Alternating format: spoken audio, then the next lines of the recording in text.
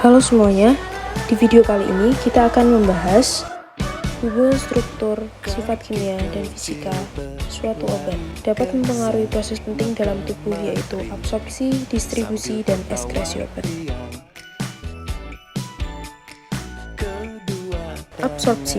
Absorpsi adalah tahap awal yang menentukan apakah obat akan bekerja dengan baik atau tidak. Cara pemberian obat melalui oral, sublingual, rektal, dan parenteral tertentu seperti melalui intradermal, intramuskular, subkutan, dan intraperitoneal melibatkan proses absorpsi obat yang berbeda-beda karena rute pemberian mempengaruhi bagaimana obat diserap dalam tubuh. Obat yang tidak bermuatan alias tak terion lebih mudah larut dalam lemak dan dapat melewati membran tubuh lebih efektif. Obat asam lemah seperti aspirin lebih diserap di lambung, sedangkan basa lemah seperti metoprolol lebih efektif diserap di usus. 3 faktor yang mempengaruhi absorpsi obat. Yang pertama, ukuran partikel molekul obat. Yang kedua, kelarutan obat dalam lemak atau air. Dan yang ketiga, derajat ionisasi obat.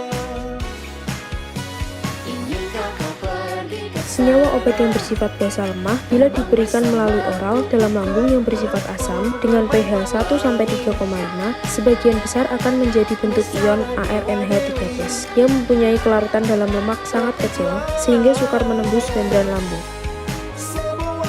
Obat yang bersifat asam lemah jika masuk ke lambung yang bersifat asam akan berada dalam bentuk tidak terionisasi, mudah larut dalam lemak sehingga dengan mudah menembus membran lambung.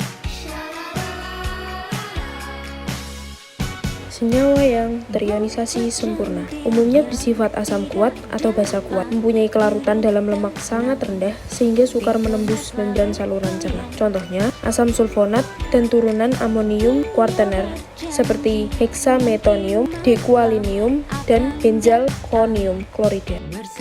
Senyawa yang sangat sukar larut dalam air. Saluran cerna bersifat permeabel selektif terhadap bentuk tidak terdisosiasi obat yang bersifat mudah larut dalam lemak. Kelarutan obat dalam lemak merupakan salah satu sifat fisik yang mempengaruhi absorpsi obat ke membran biologis. Makin besar kelarutan dalam lemak, makin tinggi pula derajat absorpsi obat ke membran biologis. Distribusi obat terjadi dengan cara menembus membran biologis melalui proses difusi. Mekanisme difusi dipengaruhi oleh struktur kimia, sifat kimia fisika obat, dan sifat membran biologis. Kelarutan senyawa organik dalam lemak berhubungan dengan mudah atau tidaknya penembusan membran sel. Senyawa nonpolar bersifat mudah larut dalam lemak karena mempunyai harga koefisien partisi lemak atau air yang besar, sehingga mudah menembus membran sel secara difusi. Makin besar nilai koefisien partisi kloroform atau air dari bentuk tak terionisasi obat, makin besar pula presentasi obat dapat diabsorpsi.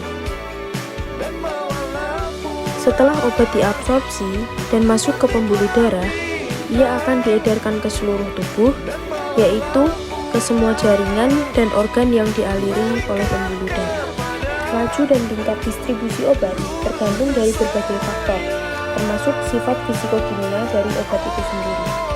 Pada umumnya, distribusi obat menembus membran biologis melalui proses difusi. Mekanisme difusi dipengaruhi oleh struktur kimia, sifat kimia fisika obat, dan sifat membran biologis.